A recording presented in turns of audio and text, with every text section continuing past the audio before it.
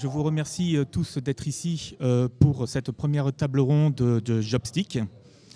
J'ai le plaisir d'accueillir à cette table ronde donc Abigail Uzon de Deuxy Portage, Pauline Christ, fondatrice de PMC Recrutement et Talent Manager Freelance à La Collab, et en dernier, Julie Gottlieb, responsable recrutement chez IMSA. Donc ce que je vais faire, c'est que je vais proposer à chacune d'entre vous de se présenter sur qui vous êtes, ce que vous faites, et puis ensuite on pourra rentrer dans le vif du sujet. Je vous en prie, par exemple, on va commencer dans l'ordre. Abigail. Bonjour à toutes et à toutes. Je me présente, je suis Abigail Uzon, déléguée régionale Occitanie Sud-Ouest en portage salarial chez Deuxy Portage. Donc mon rôle est d'accompagner, de conseiller les consultants qui recherchent un statut et pour lesquels une transition vers le freelancing est un modèle intéressant. Bonjour à toutes et tous. Donc moi je suis Pauline Christ, je suis recruteuse indépendante, donc recruteuse freelance, et je suis également talent manager au sein de la Collab, qui est un collectif de freelance spécialisé sur les métiers du marketing, de la communication et du digital, donc a priori plutôt dans le thème.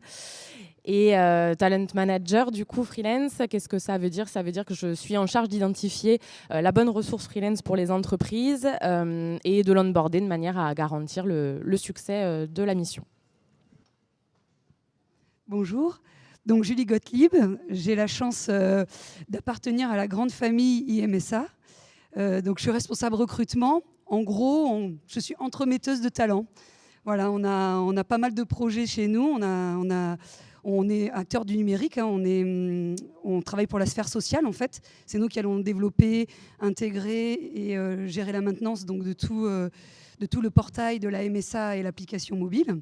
Et donc moi, mon rôle, c'est de trouver les futurs talents dans le numérique et les onboarder avec nous dans cette belle aventure sur des projets un peu plus fous les uns que les autres.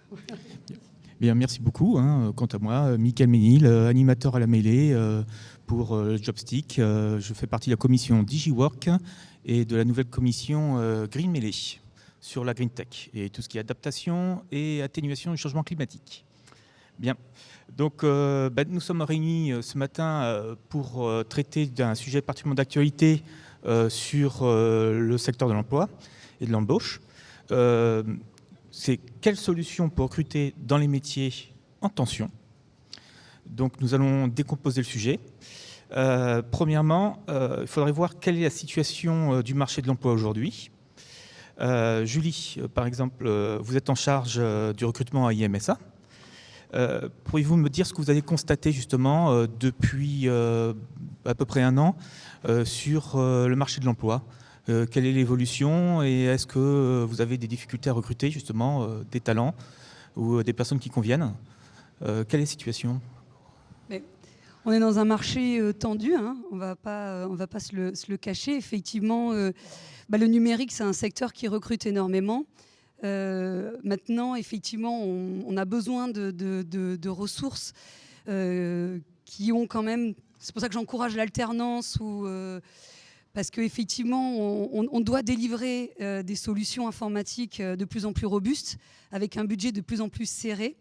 Et effectivement, on a besoin de ressources autonomes et opérationnelles rapidement. Alors vous allez me dire, effectivement, on est chez Innov Campus. Hein, tout le monde a le droit de démarrer dans sa vie un jour. C'est pour ça qu'effectivement, on va essayer de favoriser l'alternance pour effectivement commencer à former sur ces métiers-là.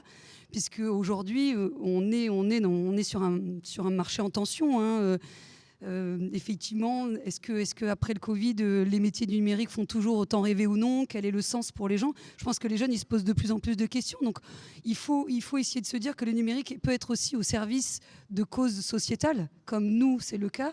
Et effectivement, de trouver un sens et de dire qu'est-ce que j'apporte par les métiers du numérique à ce milieu-là. Maintenant, c'est vrai que oui, le marché est très tendu. Ça repart partout. Ça repart dans l'industrie, dans tous les secteurs d'activité, ça repart. Et donc, forcément, c'est un peu la bataille. Et je pense que les rôles sont inversés. C'est plus du tout... le recruteur, c'est plus les candidats qui doivent séduire le recruteur. Je pense qu'aujourd'hui, c'est les recruteurs qui doivent essayer d'aller séduire les candidats. On a complètement inversé le rapport et je pense que Voilà, tout le monde essaye d'œuvrer. C'est pour ça qu'après, on parle de sujets comme marque employeur, d'attractivité, comment on va effectivement essayer de donner du sens et d'attirer les talents. Voilà. Abigail, donc vous conseillez justement les consultants sur leur carrière, vous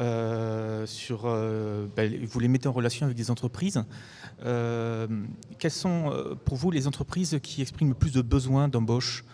Vous avez qui comme client essentiellement ? Alors, tout d'abord, je souhaite revenir sur un point. Oui, en portage salarial, ce sont les consultants qui viennent avec leurs clients et leur mission. D'accord. On va essayer d'avoir quand même un rôle de conseil. En tout cas, on va faire marcher le réseau. Forcément, on a des partenaires. Forcément, on a des entreprises clientes, notamment des ESN, avec lesquelles on va être en partenariat. Mais les consultants, quand même, viennent en général avec leur mission. Au niveau, nous, des entreprises, en tout cas des clients que l'on peut voir pour nos collaborateurs et pour les consultants en portage, ce sont majoritairement des ESN dans l'IT et dans le numérique, dans tout ce qui est secteur du numérique. Merci beaucoup. Donc, pour rappel, ESN, pour les anciens, ce sont les SS2I, pour les anciens comme moi. Pauline, de même, donc des entreprises et aussi des consultants font appel à vos services. Donc vous, quels sont les secteurs, justement, ces entreprises sont dans quel secteur ? ESN aussi, essentiellement ?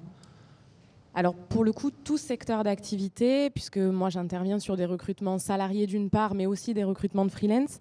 Donc du coup, ça va être vraiment tout secteur d'activité. Ça va être aussi bien l'immobilier que des startups. Je pense par exemple à une startup d'EdTech.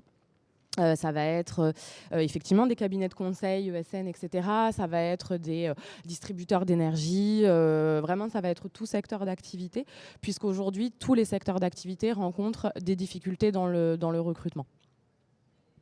Difficultés, quelles sont vraiment celles qui ont de plus de difficultés et ça va leur poser des problèmes pour l'opérationnel, par exemple ? Celles qui ont vraiment des besoins très urgents, où ça peut justement provoquer des problèmes de contrat avec leurs propres clients. Vous en avez c'est l'énergie, par exemple ? Ils n'arrivent pas à répondre à des contrats à cause de ça ? J'ai envie de répondre l'immobilier, les cabinets de conseil. Oui. Non, en fait, c'est un vrai frein pour le développement effectivement des activités. C'est un vrai frein pour le développement des structures, pour répondre aux urgences d'un marché qui reprend effectivement. Les cabinets de conseil, effectivement, les ESN vont être particulièrement concernés, mais ça va aussi être, par exemple, les agences de communication. Aujourd'hui, on est à l'ère de la digitalisation, donc qui veut dire digitalisation dit forcément la nécessité d'avoir des métiers du numérique qui restent aujourd'hui très pénuriques. D'accord. Actuellement, les entreprises sont en pénurie de ressources. De matières premières, d'électronique, de cuivre, de fer, d'acier, d'aluminium. On avait discuté ensemble, on avait remarqué que si c'était une pénurie de ressources matérielles et une pénurie de ressources humaines.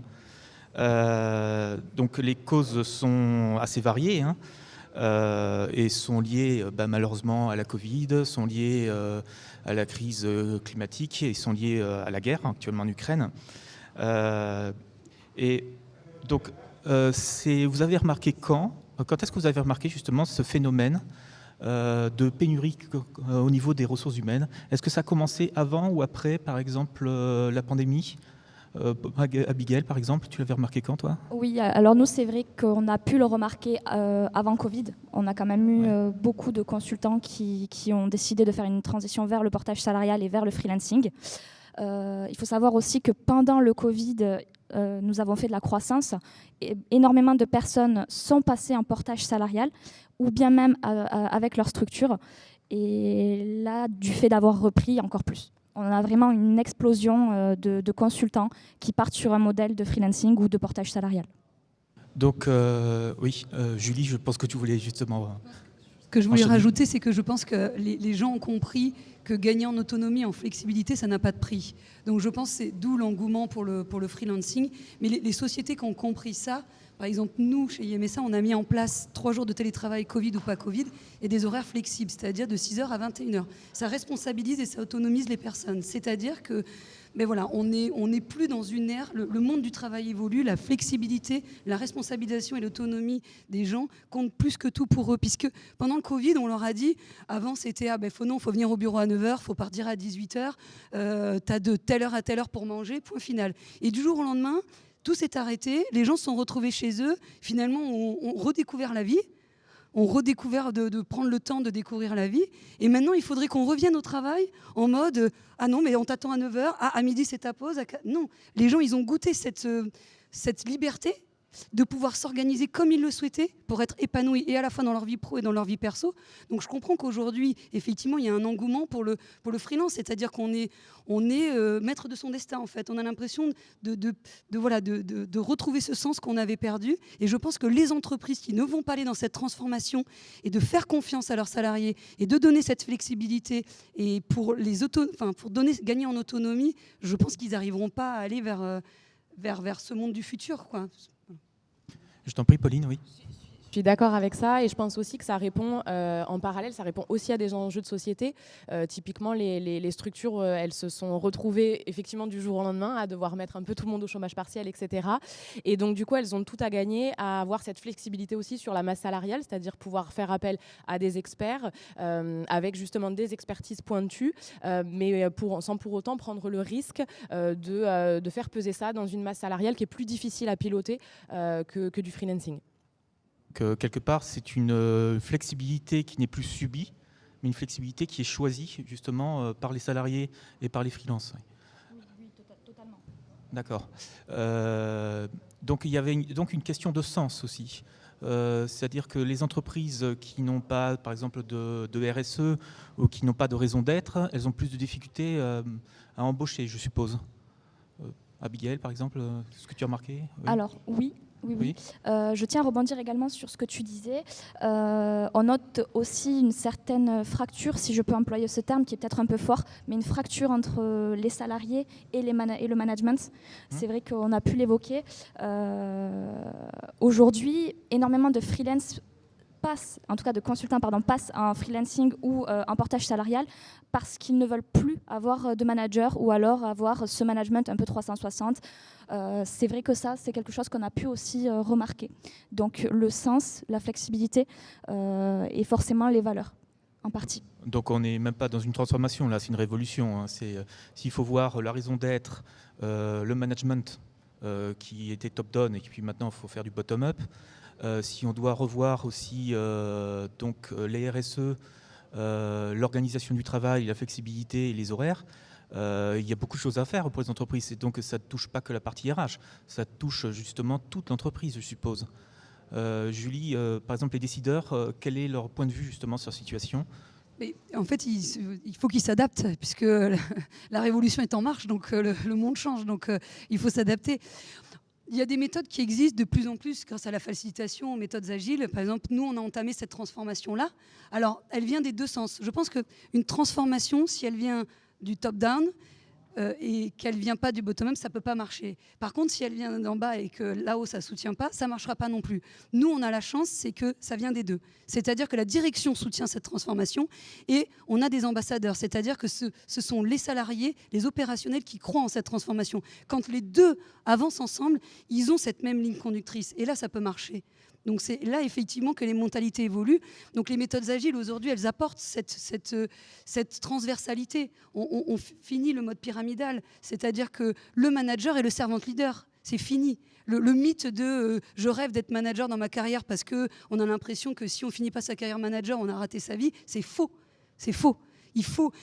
On peut s'épanouir dans la technique, on peut s'orienter vers de l'expertise technique. Et après, si on a cette appétence pour l'humain et qu'on a envie, on va partir sur une notion de servant leader. C'est-à-dire que le manager, il est au service de son équipe. Il doit accompagner son équipe et faire en sorte que son équipe puisse travailler dans des bonnes conditions et produire de façon sereine un logiciel, même au restaurant, enfin je veux dire dans tous les domaines d'activité, voilà, l'esprit d'équipe, le collectif, l'intelligence collective, c'est ça qui va primer aujourd'hui. Et c'est vrai qu'il faut se transformer, et cette transformation, il faut qu'elle vienne des deux côtés. Voilà. Et est-ce qu'il y a aussi une remise en cause, par exemple, de la rémunération parce pendant la pandémie, on s'est rendu compte qu'il y avait des métiers qui étaient essentiels, et ce n'étaient pas ceux qu'on croyait. Je pense, par exemple, bien entendu, au monde médical, mais aussi aux caissières. Donc il y a une remise en question des valeurs, parce que un informaticien en programmation, en innovation, dans certains cas, il n'est pas forcément essentiel dans certains domaines. Donc, est-ce qu'il y a justement, vous avez senti cette remise en cause des moyens, des salaires, des rémunérations? Il y a des personnes, est-ce qu'elles revendiquent justement un besoin, une rémunération réajustée par rapport à avant, et ce n'était pas le cas? Je pense qu'au contraire, la rémunération aujourd'hui, c'est un facteur qui est moindre. Et ça va être plutôt effectivement la quête de sens, on en parle, alors c'est un terme qui va être un peu redondant je pense, oui. Mais parce que pour le coup c'est très vrai. Je pense qu'il y a deux choses, c'est-à-dire que pour le coup, ça s'applique dans du recrutement de salariés et dans du recrutement de freelance. Il y a deux choses. Il y a la première chose, c'est déjà d'être d'accord avec soi-même, c'est-à-dire être raccord entre l'expérience que l'on vend dans le cadre d'un processus de recrutement ou dans le cadre d'un processus de sélection d'un freelance et que ce soit le reflet de l'expérience collaborateur derrière, c'est-à-dire qu'il n'y ait pas de dissonance entre les deux. Et c'est ce qui cause les départs au démarrage sur les 6 premiers mois, on va dire. Et puis la deuxième chose, le deuxième élément effectivement qui est clé, ça va être effectivement la recherche, la quête de sens. Ça peut être soit à travers l'intérêt que l'on trouve, le sens que l'on trouve dans son métier, le sens que l'on trouve effectivement dans les tâches que l'on fait au quotidien, ou à travers une mission un peu plus globale d'une entreprise qui a par exemple des enjeux sociétaux et qui trouve son sens plutôt à travers le secteur d'activité de l'entreprise. D'accord. Parce que le propre des entreprises, justement, c'est d'avoir une certaine rentabilité quand même. Donc, elle doit à la fois, justement, répondre à ses actionnaires et en même temps, elle doit faire face à ses enjeux sociétaux. C'est compliqué pour elle quand même. Hein. Elle doit répondre justement à ces deux contraintes. Est-ce que, justement, les salariés sont quand même compréhensifs justement de ces difficultés qu'ont les entreprises de répondre à ces deux besoins? À la fois, elles doivent être rentables et en même temps, elles doivent répondre à tous les enjeux sociétaux et écologiques, par exemple. Est-ce que quand même, il y a une compréhension justement des salariés des freelances? Finalement, ils se disent, bon, d'accord, l'entreprise, de temps en temps, elle doit justement créer de la valeur autre, financière. Et donc, est-ce que finalement, il n'y a pas... est-ce que les salariés sont d'accord avec, justement? Est-ce que vous voyez ou pas? Non, pas trop. En fait, non, mais ça dépend. C'est-à-dire que, en fait, je pense que les gens, ils peuvent tout entendre. Un salarié, il peut tout entendre. Ça dépend comment on leur explique les choses. Effectivement, dans les ESN, enfin, on entend parler Capgemini, il y a la grande démission. Je pense que les gens, à un moment donné, ils en avaient marre d'être pris pour des numéros. Enfin, voilà. Donc, quand on a déshumanisé cette relation, on emploie le terme ressources. Enfin, ressources, excusez-moi, il faut arrêter avec ce terme. Donc voilà, on a des talents, on a des compétences, on a des gens en interne. Donc voilà, il faut revoir. Donc les gens, effectivement, quand ils se retrouvent plus, qu'ils ont eu l'impression pendant des années d'être pris pour un numéro, de ne pas être entendus, et effectivement qu'on refuse leur augmentation et qu'ils voient très bien les résultats de leur société et qui a drainé beaucoup de chiffre d'affaires, forcément, il y a cette fracture qui arrive. Donc c'est pour ça qu'effectivement, ce que je vous disais, dans le recrutement et même aujourd'hui, Capgemini, ils n'ont plus les ressources pour délivrer les projets, ils vont perdre des marchés. Donc finalement, le rapport de force est en train de s'inverser, puisque sans ressources, aujourd'hui, on va sortir des métiers du numérique, on va prendre la restauration. Si on n'a plus de cuisiniers, qu'on n'a plus personne pour servir, les restaurateurs aussi, parce que pendant le confinement, les restaurants, ils ont fermé. Les cuisiniers, ils ont dit, tiens, je suis à la maison, je suis avec mes enfants, pourquoi je retournerai travailler quand tout le monde s'amuse? Enfin, vous voyez, les gens aujourd'hui, le rapport de force évolue, mais à la fois, les talents, les compétences humaines restent la clé. Même dans l'ère du numérique, même dans l'ère de la data, même dans l'ère de l'IA, si derrière, on n'a pas les compétences pour œuvrer, et il n'y a pas de métier plus noble qu'un autre. Je veux dire, heureusement qu'il y avait les éboueurs pendant le confinement qui ont continué à travailler pour nous. Enfin, vous voyez, donc aujourd'hui, on a besoin des uns des autres. Maintenant, effectivement, revaloriser à l'échelle, voilà, ça serait un autre chantier. Mais effectivement, je pense qu'il faut vraiment recentrer, et la compétence, la personne fait avancer la société. Et comme je disais au début, au-delà dans le recrutement, le rapport de force inverse. Si les gens démissionnent, si les gens ne veulent plus travailler, il faut qu'on se pose des questions parce que sans eux, on ne pourra pas faire avancer les choses. Oui. Alors, nous aussi, ce qu'on a pu voir se produire, c'est que beaucoup de consultants venaient nous voir et nous témoigner du fait que, par exemple, un développeur Java était positionné sur des missions d'Angular. Et il nous disait, c'est pas du tout au-delà de mes compétences ce que je souhaite faire. Donc il y a un vrai problème aussi de l'écoute des attentes des consultants et des salariés sur ce qu'ils souhaitent faire et sur ce qu'ils maîtrisent. D'accord. Il ne maîtrisait pas, cette personne-là, elle ne maîtrisait pas Angular Non, elle va pas forcément maîtriser la techno, elle va pas forcément, même que ce soit des logiciels, n'importe, elle va être positionnée sur des missions qui n'ont rien à voir. Même, j'ai eu le cas d'un développeur qui a tout fait, sauf du développement, pendant 3 ans. Et ça, ce sont des cas qui reviennent régulièrement, malheureusement, dans des grandes ESN. Donc, c'est ce que tu disais, beaucoup de consultants se sentent considérés comme des numéros. Oui, donc une perte de sens, effectivement, en interne. Exactement. C'est quelque part la machine, c'est une machine qui ne comprend plus les gens, je vois. Oui. Pauline ? En fait, pour répondre du coup à ta question aussi, et exactement dans le sens de ce qu'on s'est dit, je pense qu'effectivement les salariés peuvent tout entendre, et au-delà de pouvoir tout entendre, il y a aussi ce que l'on peut leur offrir en parallèle de la rémunération. À nouveau, je pense vraiment que le facteur de la rémunération, il est plutôt le reflet d'une reconnaissance que l'on a vis-à-vis des collaborateurs, plutôt que à proprement parler, l'argent n'est pas vraiment le moteur en fait. Et je pense qu'effectivement ce manque de reconnaissance est plus important que le manque de rémunération. Donc dans la recherche notamment du profit, de la rentabilité, etc., c'est très vrai, mais je pense qu'il y a d'autres choses qui peuvent être faites au niveau de l'entreprise pour écouter ses salariés, écouter ses ressources. Donc l'entreprise doit ressembler à ses salariés en fait. Les salariés ont évolué avec la pandémie et l'entreprise a un peu de retard. Justement, sur par exemple le système de valeurs, si des salariés demandent surtout de la reconnaissance et pas forcément la rémunération, les décideurs devraient être au contraire très contents. Hein. C'est pratique ça. C'est lié. Ce qu'elle voulait dire, c'est que c'est lié, bien entendu. C'est une forme de reconnaissance, c'est se sentir écouté. On est développeur Java et on te dit demain, tiens, je sais pas, tu vas aller faire de la base de données, tu vas aller sur Oracle. Enfin, ils ont l'impression qu'on comprend pas leur métier, qu'on les écoute pas, et effectivement, ils se sentent pas reconnus. Mais c'est tout. C'est un package, et c'est aussi l'intrapreneuriat. Qu'est-ce qu'on leur offre à côté ? Tout à l'heure, on entendait avant quelqu'un dire on a plusieurs vies dans une vie. C'est vrai.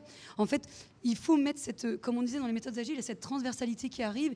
Et en fait, finalement, on peut être Java et avoir envie dans sa société, avoir une super idée et avoir envie de proposer, de développer des choses. Et c'est pour ça qu'il faut favoriser aussi l'intrapreneuriat. Ça aide aussi. On a son poste parce qu'il ne faut pas non plus tout n'est pas rose. Il y a des contraintes. Quand on développe, on peut pas faire ce qu'on veut. Il y a un SI existant. On est obligé de s'adapter. Enfin, l'entreprise, elle ne peut pas tout révolutionner non plus pour ses salariés. Donc, il faut s'adapter à l'environnement. Nous, on est là à leur écoute. Et effectivement, quand on favorise l'intrapreneuriat en entreprise, pour améliorer justement la vie de ses salariés, eh bien, on peut faire émerger, il y a des talents, il y a des personnes qui ont des idées, et elles vont pouvoir proposer des idées et pouvoir développer des choses qu'on n'aurait pas imaginées auparavant, quoi. Ça aide beaucoup aussi, oui. L'intrapreneuriat. Je connais l'intrapreneuriat pour avoir été intrapreneur pendant 4 ans. L'intrapreneuriat est une chance pour les entreprises s'il est bien mis en place, avec les soutiens nécessaires. Hein. Il faut le soutien du comité exécutif, voire même du PDG pour que ça marche réellement. Mais pour rappel, il y en a qui pensent que l'intrapreneuriat, c'est que de la com. Je vais leur répondre non, puisque par exemple, la PlayStation de Sony, c'est de l'intrapreneuriat. Sony sur la PlayStation, on a du mal à imaginer. La Renault Twingo, c'est de l'intrapreneuriat. La Xbox de Microsoft, où ils achètent carrément des entreprises à plusieurs dizaines de milliards, c'est de l'intrapreneuriat aussi. Donc l'intrapreneuriat, ça marche. Après, il faut y mettre les moyens. Mais ce qu'il faut comprendre, c'est que donc, en fait, pour que les gens puissent venir dans les entreprises, il faut leur dire qu'ils ont des possibilités d'évolution. On leur reconnaît ce qu'ils sont, ce ne sont plus des numéros. Ce sont aussi des personnes qui peuvent évoluer. On va dire, vous avez possibilité d'évoluer, vous avez possibilité de proposer des idées, d'être proactif. Donc en fait, c'est un métier, c'est une séduction. Il va falloir séduire justement les prochains salariés et justement, quelque part, l'entreprise doit les accompagner dans leur plan de carrière. Je suppose que c'est le meilleur moyen justement de les faire venir, non ? Alors oui. Cependant, je pense qu'il n'y a pas que ça. Si fondamentalement un salarié n'a pas du tout les mêmes valeurs avec l'entreprise pour laquelle il va être recruté, ça ne marchera pas, quoi qu'il en coûte et quoi que l'entreprise puisse faire. Fondamentalement, c'est inimaginable de penser qu'un salarié est à l'opposé, que ce soit aux antipodes de ses valeurs, que l'entreprise puisse être complètement à l'inverse. Après, il y a des entreprises qui se dotent d'une raison d'être, mais pour certaines, c'est encore de la communication.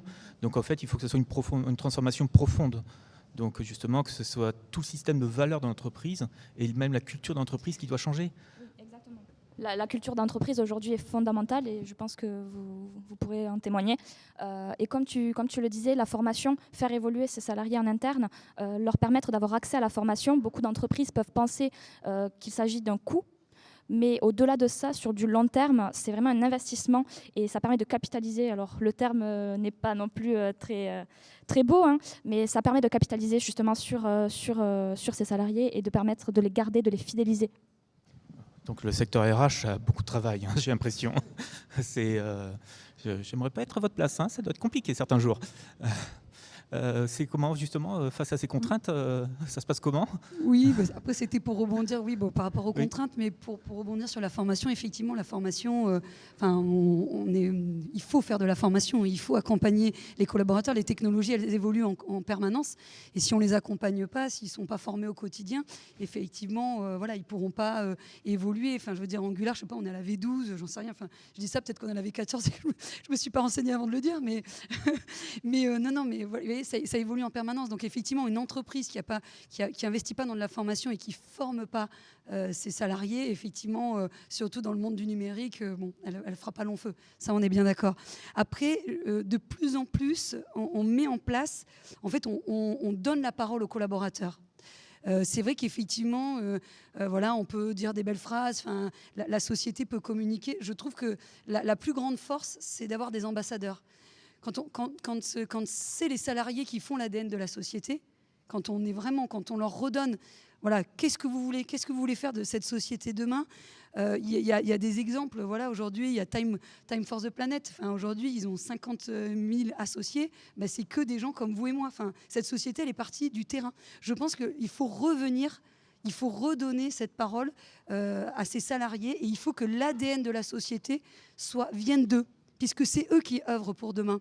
Il faut arrêter de dire je suis le PDG de telle société, je vais décider qu'on va faire tout comme ça. Non, ça doit venir d'eux. Je pense que quand c'est les salariés qui portent cet ADN, ces valeurs qu'ils ont envie de transmettre, et derrière, effectivement, ils vont coopter. La cooptation, voilà, on n'en a pas encore parlé, mais la cooptation, ça marche beaucoup. Aujourd'hui, dans un marché tendu et pénurique, effectivement, la cooptation est un des leviers pour recruter. Et donc, voilà, redonnons-leur la parole. C'est eux qui vont créer l'ADN, c'est eux qui vont faire la société de demain. Et je pense que les sociétés s'en porteront mieux. Quelque part, c'est l'instauration d'une nouvelle démocratie au sein même des entreprises. Il y a certains États actuellement qui ont des difficultés avec la démocratie dans certains pays, et les entreprises, elles sont obligées d'instaurer justement un système démocratique avec justement la remontée des informations, le bottom-up et la reconnaissance des salariés. C'est une transformation un peu violente mais obligatoire. Hein. Donc, pour vous, en fait, il n'y a pas d'autre choix. Si elles veulent continuer à recruter, à avoir justement des forces pour répondre par exemple à des contrats ou des appels d'offres, elles n'ont pas d'autre choix que de se transformer. C'est un peu difficile de dire non. Oui. mais effectivement, oui. Et pour rebondir juste sur ce qu'on disait tout à l'heure, je ne suis pas certaine que ce soit un phénomène nouveau que de ne plus avoir envie de se sentir comme un numéro, toutes ces attentes-là. La différence, effectivement, et je pense que tu l'as très bien dit, c'est que le rapport de force, il s'inverse. C'est-à-dire qu'aujourd'hui, je pense que les personnes se sont rendues compte à quel point elles étaient indispensables dans le bon développement de la société, dans la réponse à de nouveaux marchés, etc. Et donc, du coup, c'est ce rapport de force qui s'inverse qui fait qu'effectivement, ça bouge en interne, ça bouge les lignes, les structures se retrouvent obligées de bouger les lignes, et aussi de penser, du coup, à des méthodes alternatives pour recruter et derrière, en interne, pour manager. D'accord. Et peut-être qu'il faudrait voir justement ces salariés plutôt comme des collaborateurs, comme des associés même, je dirais. C'est peut-être ça ce que vous voyez, c'est le collaborateur associé finalement à l'entreprise. C'est un système comme les entrepreneurs, c'est du donnant-donnant. Donc je suppose que c'est ça, c'est un contrat donnant-donnant, un véritable contrat de travail, mais un contrat justement de collaboration. Ça s'appelle du freelancing. Voilà, oui, ça c'est... Oui, parce que c'est ce que j'allais dire, c'est à ceux qui le veulent. C'est-à-dire qu'à un moment donné, effectivement, les freelances s'inscrivent complètement dans cette démarche-là. Mais il y a des personnes aussi qui n'ont pas forcément cette volonté de s'impliquer davantage. Je pense qu'il faut simplement, effectivement, être à l'écoute tout simplement de la volonté des collaborateurs et éventuellement, effectivement, se tourner davantage vers du freelancing pour aller chercher des expertises plus pointues ou des personnes qui pourront aussi venir à redynamiser en interne des dynamiques. D'accord. Et vous le voyez un peu, vous le voyez surtout chez les générations Y, Z ou toutes les générations, justement ce phénomène de reconnaissance, bien entendu, mais aussi cette inversion des rôles avec les entreprises. Vous le voyez Alors nous, beaucoup chez les jeunes, forcément, Oui. ça fait aussi partie de... C'est générationnel. Avant, on sait très bien que les salariés restaient 15 ans dans la même entreprise. Aujourd'hui, c'est vrai que les jeunes restent plutôt en moyenne entre 3 à 4 ans dans une structure. Donc, ouais, les besoins ne sont plus les mêmes 3-4 ans, pas plus, oui. chez les jeunes. Chez les jeunes. Des talents qui s'opèrent en fait, c'est-à-dire que c'est dans pas mal de structures, pardonnez-moi l'expression, mais c'est un peu à celui qui tire le premier, c'est-à-dire que voilà, vraiment c'est la guerre des talents, je pense que c'est le terme approprié, quoi.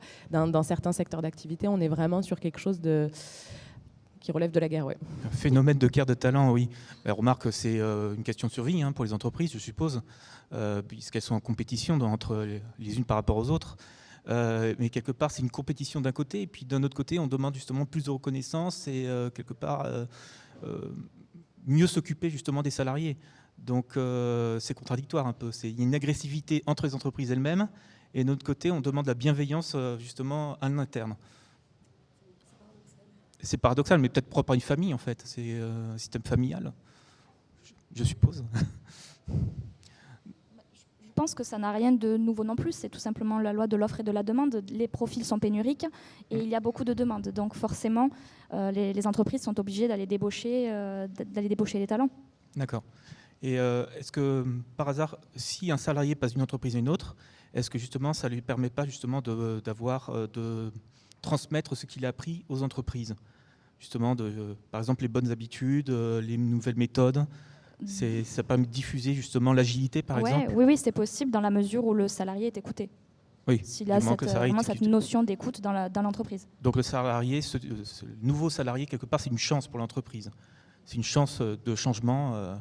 On parle souvent de regard neuf, c'est-à-dire que quand il y a un nouveau collaborateur qui arrive dans une société, on parle souvent effectivement d'un regard neuf, et on en parlait rapidement aussi. C'est aussi pour ça qu'il faut être vigilant, je pense, à ce qu'on appelle dans le recrutement l'adéquationnisme, c'est-à-dire vraiment aller rechercher la personne qui va cocher toutes les cases, alors qu'effectivement quelqu'un qui va venir d'un autre secteur d'activité, d'un autre type d'entreprise, va amener un regard neuf et va amener quelque chose de nouveau justement. Donc par rapport aux cases, il faut aussi accepter que le nouveau salarié ne rentre pas dans toutes les cases. De toute façon, mettre des gens dans les cases, ça ne marche pas. Donc il y a aussi une évolution dans la mentalité pour se dire les gens vont pouvoir faire une tâche ou deux, puis ensuite il va falloir qu'on s'adapte. L'entreprise doit s'adapter aux salariés, le salarié doit s'adapter à l'entreprise. On parle de potentiel en fait. Oui. On va plus, c'est fini, on peut plus. On va parler le potentiel de la personne. Quel est le potentiel ? Qu'est-ce qu'elle va apporter ? D'où elle part ? Où elle va aller ? On n'est plus sur. Les gens ils peuvent plus rentrer dans des cases. Donc maintenant on va évaluer dans le recrutement. Quel est le potentiel de cette personne ? Quelle est son appétence ? Quelles sont ses valeurs ? Quelles sont ses motivations ? Qu'est-ce qu'il a envie de faire ? Et ainsi on va voir comment on va l'accompagner, dans quelle équipe elle va s'intégrer aussi, il faut penser à ça. C'est que l'intelligence collective aussi, ce qu'on disait, ce regard neuf, mais c'est cette collaboration, c'est cette intelligence collective. Dans une même équipe, les différentes personnalités vont faire ce travail ensemble.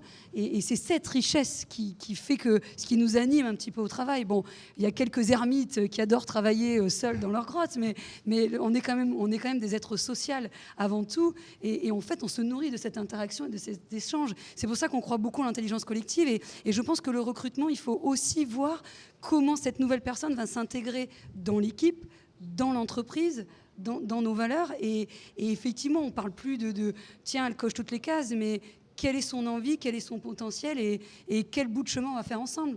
finalement, on se rend compte et on tente une aventure ensemble. Et après, il faut s'enlever la pression, quoi. Voilà, on verra bien et on n'est pas là à se dire moi, je ne supporte plus cette question où tu seras dans 10 ans. Mais personne ne sait où on sera dans 10 ans maintenant. Enfin, voilà. Oui. Donc, on y va, on essaie et voilà, vivons-le pleinement. Oui, d'accord. Donc, je vois, c'est aussi le fait que l'avenir est un petit peu sombre, justement, pour certains. Donc finalement, une remise en question en me disant je ne me projette pas dans 10 ans, c'est impossible de se projeter dans 10 ans. Donc c'est là où les entreprises vont devoir faire des efforts.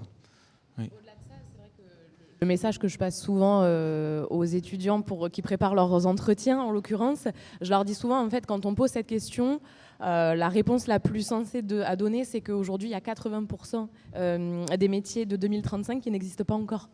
Donc c'est compliqué de se projeter dans 10 ans. 80% dans 10 ans. Hein. Oui. Ah oui. Je croyais qu'on était plutôt aux alentours des 3/4. Enfin, ça augmente à chaque fois. Ouais. Oui. Le numérique et la digitalisation accélèrent de plus en plus ces phénomènes. Alors après, est-ce que ça veut dire que 80% des métiers vont être complètement inconnus ? Sans doute pas. Il va y avoir sans doute des choses hybrides avec ce qu'on connaît déjà aujourd'hui. Mais effectivement, la grande majorité des métiers de 2035 n'existent pas encore. C'est pour ça que des écoles comme Innov, comme InTech vont favoriser l'adaptabilité, l'intrapreneuriat, le mode projet. Par exemple, je sais qu'ici, ils ont les White Day, ils vont effectivement, ils vont devoir répondre à une problématique comme s'ils étaient une entreprise. Ils vont mélanger tous les corps de métier, puisqu'ici, il y a le numérique, il y a le graphisme, il y a la partie com, et on va les faire travailler en mode projet, comme s'ils étaient dans leur propre entreprise et qu'ils allaient devoir amener un projet. En fait, heureusement qu'il y a des écoles comme ça qui favorisent en fait les échanges avec les sociétés, puisque, comme l'a dit Pauline, les métiers d'aujourd'hui ne sont pas les métiers de 2035. Donc, à un moment donné, arrêtons de former bêtement, favorisons l'adaptabilité, l'intrapreneuriat, la façon de penser, la façon de collaborer. Comment ? Parce que demain, effectivement, oui, il y aura toujours des technos, il y aura toujours des appétences, il y aura toujours des grandes lignes, mais on parlera de potentiel et moins de compétences et moins de cases. Et donc, effectivement, il faut favoriser, c'est gentil pour ceux qui doivent répondre à ce genre de questions, mais voilà, je pense qu'il faut favoriser, effectivement, comme Innov le fait, comme InTech, comme le font maintenant, il faut favoriser ce modèle d'études où, effectivement, on les prépare au monde de demain. Normalement, les études, l'école doit préparer au monde de demain. Avant, c'était pas forcément le cas. Maintenant, de plus en plus, on fait avancer les méthodes et je les vois là-bas, ils travaillent en mode projet. Et effectivement, demain, quand ils vont arriver en entreprise, ils vont avoir cette capacité d'adaptation, cette capacité de réflexion que n'auront pas peut-être des personnes qui vont rester juste dans un domaine, quoi. Voilà. C'est pour ça qu'on parle de potentiel. Et voilà, Mais je suis d'accord, en fait, juste pour dans la continuité de ce que tu es en train de dire, je pense qu'il faut aussi décloisonner, en fait, tout simplement. Décloisonner, arrêter de travailler en silo, décloisonner l'école et l'entreprise, décloisonner justement les indépendants et l'entreprise. Voilà, je pense que vraiment l'enjeu, il est là, il est d'essayer de décloisonner et arrêter de réfléchir en silo. Oui, c'est particulièrement difficile. Il y a quand même une culture du silo en France qui est très ancrée. Ouais, oui, d'accord, il n'y a pas trop le choix, hein, apparemment. Parce que dès la maternelle, on nous apprend à mettre dans des cases. On fait du tri comme ça, mais dans des cases. Rentrer les carrés dans les ronds. Voilà, donc forcément, après, nos cerveaux, ils sont faits pour être silotés. Mais bon, on va y arriver. Oui, je m'intéresse un peu à la problématique du changement climatique. Là aussi, pour résoudre le problème du changement climatique, si on silote, c'est impossible. Il faut avoir une approche holistique ou même systémique. Donc, effectivement, les entreprises, que ce soit les entreprises de la société ou même les problématiques à venir, il faut justement faire sauter justement ce système organisé en silos. Il faut casser les silos. Est-ce que l'open innovation, peut-être, ça pourrait attirer aussi peut-être des salariés ? Justement, en parlant de casser les silos, l'open innovation est un bon moyen de les casser. Donc, vous parlez d'Innov. Par exemple, à UMSA, vous traitez avec qui essentiellement ? Innov Oui, on a plusieurs partenaires. Hein. Vous pouvez les citer. Hein. Oui, Innov, InTech, 3iel, enfin voilà, on a plusieurs écoles partenaires. Après, pour revenir sur l'innovation, effectivement, il y a les enjeux sociétals de demain. Effectivement, le RSE, le numérique durable, c'est des sujets qui sont importants, je pense, pour nous. Effectivement, les pauvres, je pense que la génération qui arrive... Ils vont avoir beaucoup de choses, mais on est là aussi pour les accompagner et les aider. Nous, par exemple, on a une politique d'entrepreneuriat et d'open innovation, et on a demandé à l'ensemble des salariés d'IMSA qu'est-ce qu'on pouvait faire pour notre développement durable. quelles idées? Donc, il y a eu 49 idées qui ont émergé, planter des arbres, faire des éco-cups, enfin, il y a eu 49 idées. De ces 49 idées, il y en a 10 qui ont été sélectionnées et qui ont passé un crash test. Bon, on a fini par l'idée qui a été retenue, c'est d'arrêter les serveurs. Alors, quand on est dans l'informatique, quand on est un informaticien, comment dire, arrêter les serveurs, c'est waouh.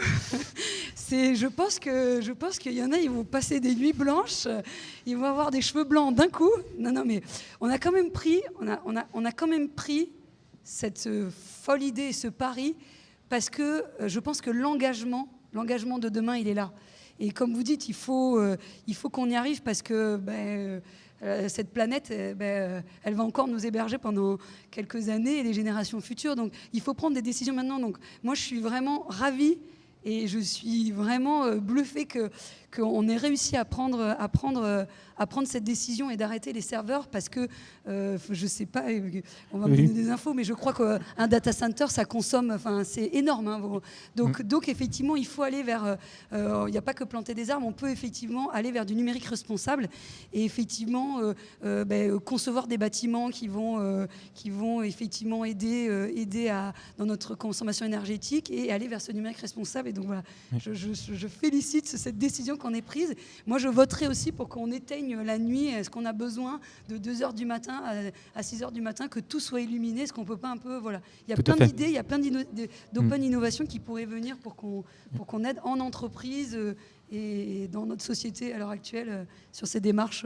Ça me rappelle une étude qui est apparue la semaine dernière en Allemagne où ils ont essayé de voir l'empreinte écologique du secteur du numérique. Elle est 2 fois supérieure à l'empreinte écologique de l'aéronautique. Donc on pense à l'avion, mais quand on se dit le numérique entre la production du matériel et justement les serveurs, la consommation d'énergie, 2 fois, ça représente, je crois, à peu près 384 kg de CO2 par an par personne qui utilise Internet. Donc effectivement, mais c'est culotté d'arrêter les serveurs, donc il faut un grain de folie, je suppose. C'est là... oui, c'est original. Pourquoi pas? Donc, on fera un retour d'expérience. Donc il faut justement, oui, c'est une bonne idée d'introduire justement ces initiatives-là. Il y a donc la communication à faire, améliorer la marque employeur, je suppose, pour attirer les nouveaux talents. Voilà, effectivement. Oui. Bon, après, comme on disait tout à l'heure, il y a des personnes qui vont se retrouver et qui vont avoir envie effectivement de postuler. Voilà, je pense qu'il faut rester authentique. Voilà. Aujourd'hui, je pense que les gens, ils ont, voilà, la communication. Maintenant, on est à l'heure du digital. Tout le monde, avec le numérique maintenant, tout le monde a accès à l'information en temps réel. On est bombardé d'images. Et je pense que l'œil est aguerri. Mais revenir à de l'authenticité. Je me suis posé la question pourquoi TikTok ça avait pris une telle ampleur. C'est pas trop, voilà, je me demandais qu'est-ce que... Mais je pense qu'en fait, c'est arrivé à un moment donné où les personnes, elles ont besoin de... Alors voilà, chacun, il trouve ce qu'il a envie d'y trouver, mais je pense que c'est le côté authentique. En fait, si vous voulez, les gens maintenant... On en a marre, voilà, des termes qu'on emploie, du greenwashing, tout ça. Enfin, oui, on va dire, c'est cette authenticité. Et qu'est-ce qu'on fait derrière? On arrête les belles paroles. Qu'est-ce qu'on fait? On fait des actes. On fait des choses. Voilà. On donne la parole aux gens. On n'est pas parfait et c'est pas grave. Voilà, on est authentique, on dit les choses telles quelles et on arrête de vouloir tout le temps habiller la mariée, de vendre du rêve parce que après les gens ils arrivent, on leur vend du rêve, ah ben non t'arrives finalement, tu vas pas faire de l'Angular, tu vas faire du Java. Chez nous on a encore du COBOL, et ben oui, aujourd'hui le COBOL ça existe encore. Voilà, c'est un langage de développement.